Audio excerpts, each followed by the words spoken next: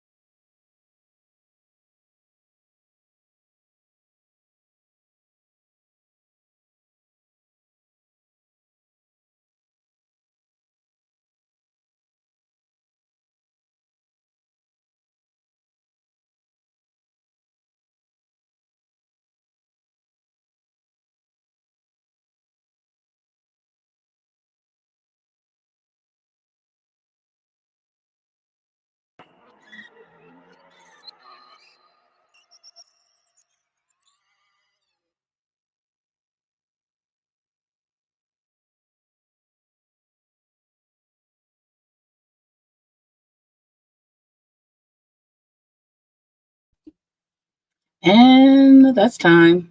And we're back. So, how'd you do if you were sporting with me? If you are watching this on replay, then you can leave me your numbers in the comments. That's always fun as well. Well. I guess on that one, I did have to eat dinner. So, I did only do about, I think, 650 words because of dinner. But that's still better than no words. Um, we were talking about mermaids for this little break. And there's always, different lore and things around mermaids. I personally uh, go with the actual mermaids. They are monsters. They are uh, low class demons in some cases. So the fairy tale, the Disney style versions of mermaids doesn't really fit with actual mermaids, to be honest. So I think you can write any kind of creature into a romance setting uh, to pretend that they aren't or don't have a dangerous nature is kind of funny. But hey, do what you want. Um, I had made this picture on with AI for mermaids because I thought that this was a very nice representation of a mermaid. I like the golden scale. Kind of fits the mermaids and the stories that I'm writing in the background there. So I was like, yeah, I'll go with this. But yeah, I think mermaids sometimes are,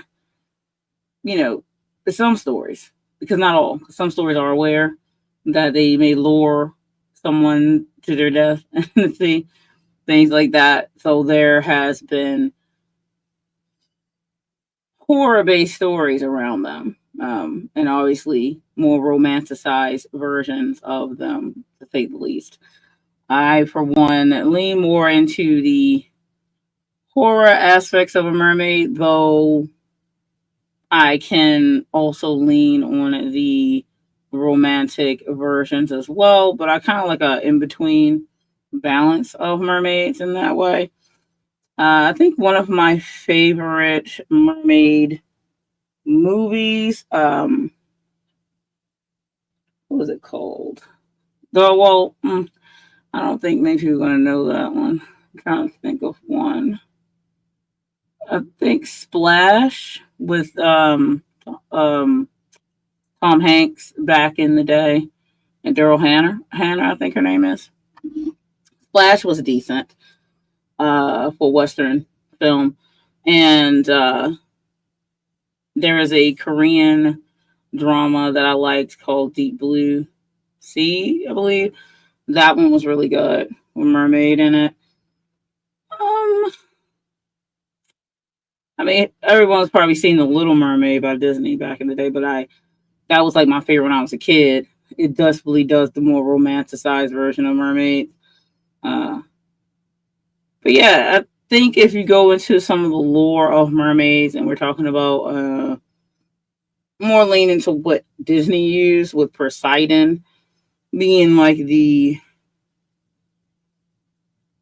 or King Triton being the father of the mermaids or whatever.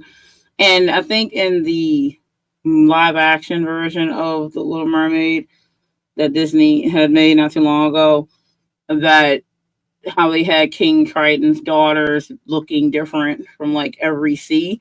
I thought that was quite clever and made sense because since he's a god, he has kids everywhere. They know that he like the dibble and dabble. They're genitalia everywhere. Uh, so him having lots of different kids would definitely make sense and very fitting.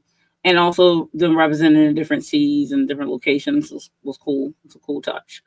Um, but yeah, so I have a story on the background that I'm working on. This a few of them.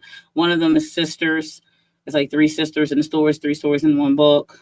And they were all mermaid stories, more on the darker romance aspects of that type of tale.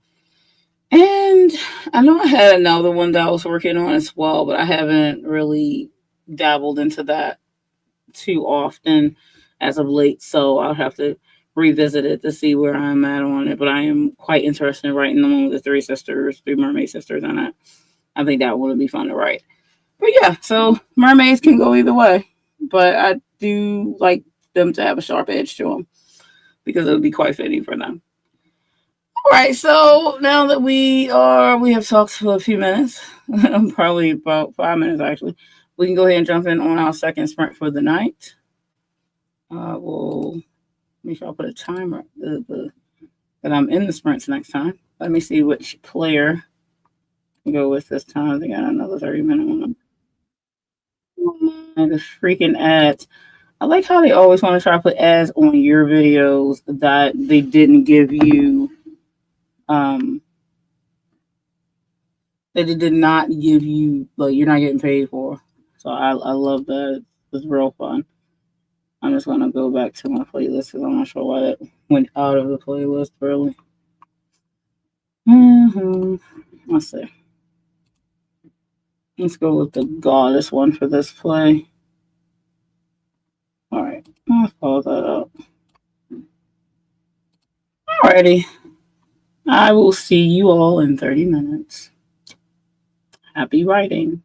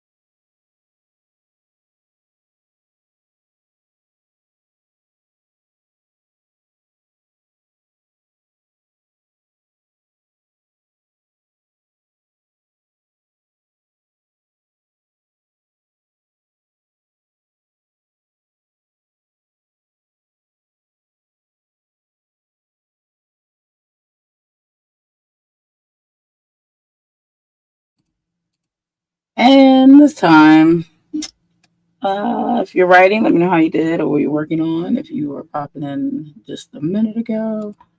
Hey, Aphrodite. Let's see, I did about 1,200 words that time. Not too bad for that run. Moving along, moving along. Almost to my goal for the day. I like to, when I do these sprints, to at least try to reach like 4,000 words or so for the um sprint time. So not too bad. Probably could do the rest with the next sprint. Let's see here.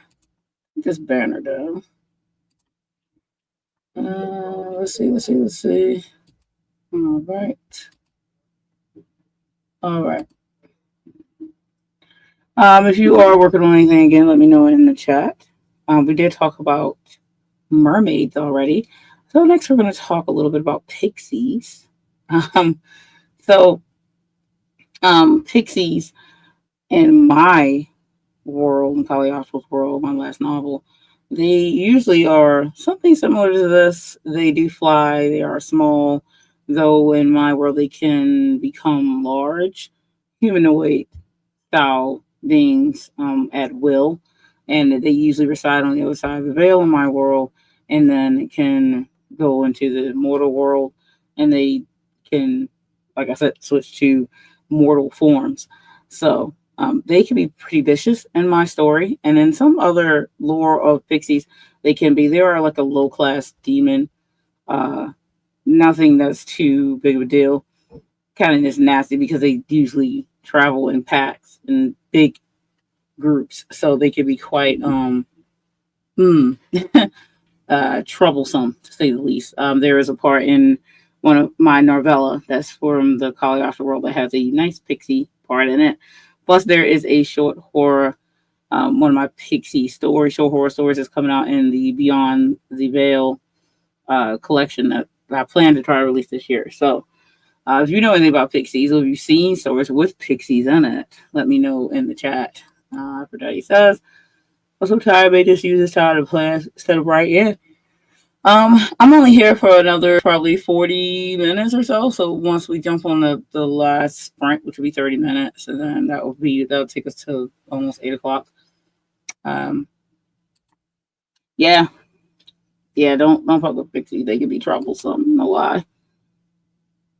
Yeah, they're in the same family. The fairies and sprites, all very low class demons. But yeah, like low class imps, like it's a low class type of demon class, and they can be quite nasty. Again, um, yeah, I don't know if I've seen like a lot of stories based around pixies, particularly, uh, or read any stories that were pixie based. So it would be interesting to know if anyone else has. If you come across this on replay and you do know some pixie stories leaning towards horror that you've read and or seen, then let me know. I know they had like pixies in Harry Potter. I think there was some in there. You've seen them probably in movies and or books and stuff like that. Fantasy tends to have them too. Hence my story being dark fantasy, so it's not too surprising they made their appearance there. And elves not on my damn shelf. You funny. I do love elves, but like obviously the elf on the shelf, that's funny anyway. I do prefer the more J.R.R. Tolkien's elves, which he pretty much is the creator of elves, pretty much elvish and things like that. I'm more leaning towards elves on that, less on the side of the impish style elf that you see in some people's stories, like Harry Potter is another good example. The elves in her world, I think they were considered elves. I think she got to call them that, but they were on this more on the side of looking more like a halfling elf with mixed with like a goblin almost, the type of elf that she had in her story. Um though all the things I just mentioned have their own class. Like you have goblins, you have elves, you have halflings and things like that. But her style of elf in that particular her story seemed to be a mixture of quite a few of those things to make the elves in her world. Uh, Her elves also remind me of the dwarves too in fantasy, so I wasn't sure where she was leaning with that. But they're more in J.R. Tolkien's world. The elves have different types of elves, but they are a higher class type of being. So yeah, but pixies tend to fall into fantasy a lot. Pixies make me think of piranhas, and you know how I feel about fish. Yeah, pixies can be quite vicious. Like I said, they are vicious little things. No lie. Uh, but I think that they're quite interesting. Hence why I decided to put them in my world as one of the creature classes. I do have some more made up style creatures in my book and story. So the next stream that I do, which is Tuesday, I probably will share some of those particular creatures with you, just to get you familiar with the some of the creatures I made up in my stories. Like I have the Ladraga, I have the Daggeroo worm, I have I have another race in my or beings in my story that are more tree like somewhat. And then I also have the lore of the Daggeroo, where they came from, which I think is very interesting. For some people who will be interested in Aphrodite, probably does not like the Daggeroo very much. She knows a little bit about them. But yeah, Tuesday, all my streams are at the same time, Aphrodite. Tuesday and on Sunday is always at 6 p.m. Eastern time. So I will be here again on Tuesday at 6 p.m. Eastern time. I tend to stream at least 2 hours. My sprints are 30-minute sprints, unless I feel inclined to cut the last one short because I talked longer, depending on how many people I have for audience. But we're right on time tonight because the sprint we're about to jump on will bring us to about closer to the top of the bottom of the hour. And then I'll just, chat the rest of the time out before we close out for the night. So usually we get at least 30-minute sprints in for most of mine. If I talk longer, then it's usually 2 30 minutes and a 15, because if I talk longer, then it's to be around that time. But yeah, that's where we stand for now. Alrighty, so let me go ahead and pull up the screen for the sprint. Let's see. Let's go with something a little romantic. Why not?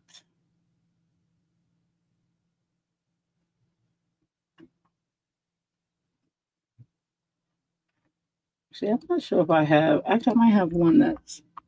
I had. That might not be a 30-minute timer, though. I need to make some more 30-minute timers. Anyway, I'm going to go with this one. This one's good. Move that. Add that. And I will see you all in 30 minutes. Aphrodite says I will do Thursday nights, probably starting at 7, and I will go as long as I can, mostly likely 10 or so. Cool. Cool. The more sprints out there, the more it can help everyone write. Alrighty, I will see you in 30 minutes. Happy writing.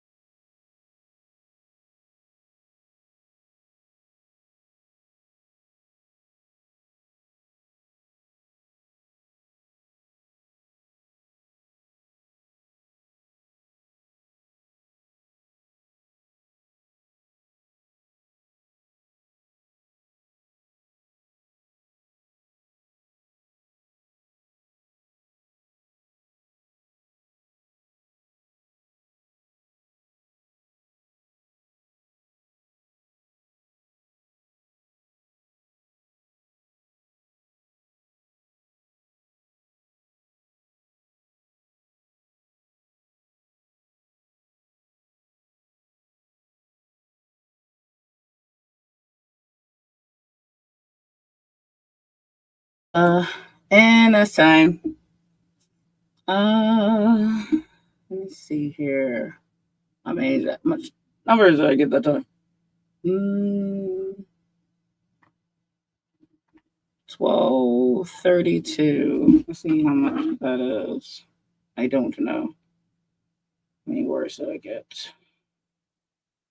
I think the first sprint, I think I was. Can't remember my numbers. I think I wrote them down somewhere, but.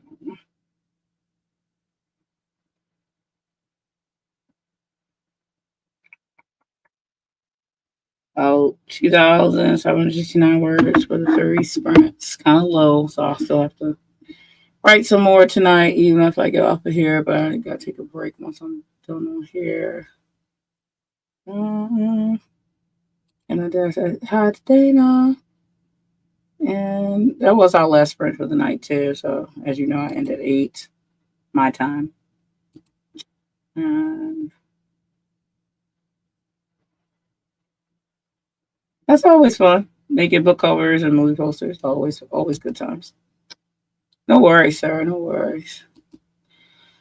Oh, well, we did talk about mermaids and we talked about pixies tonight on the little chats in between. Got some work done. That's always good. Catch me here again on Tuesday at 6 p.m. Eastern time. You have to check your own time for that if you're in Central Pacific, the gist. If you have not read Caliostro, then try to check it out. It is available in ebook and paperback and hardback. The ebook is only $2.99, which I think is a steal. And that does have a bonus tale in the back, Ladrega. If you buy the paperback, you get the Narbella Winter Wolf. That is some happenings before the book starts with Caliostro. And then you get Ladrega and Obsessed in the back, which are all based in the Caliostro world. So you get to see some other creatures. And the Obsessed story is actually one of the side stories for one of the side characters in the first book in Caliostro, which is Delata, who also debuted in The Room Within, if you've read any of my other works.